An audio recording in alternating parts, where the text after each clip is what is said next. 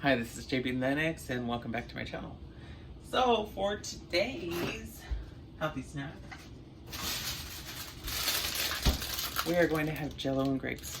So we are going to have 2 cups of Jello, or you can just have one, and we are just going to pour the cup of Jello into a bowl, and we're going to mix it with a handful of grapes.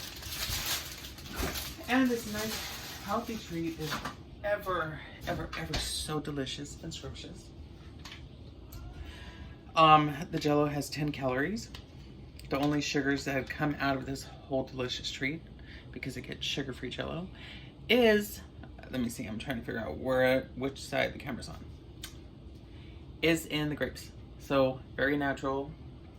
There is no artificial anything in this, but in the grape. Well, actually in the coloring, I should say. So there's no artificial sugar, I should say. Sugar-free, 10 calories, can't go wrong.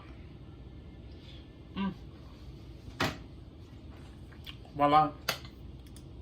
Delicious, hits the spot, fills you up. Like, follow, share, subscribe, try it for yourself. Thank you. You have a good day. Remember, when you grow, I grow, we grow together.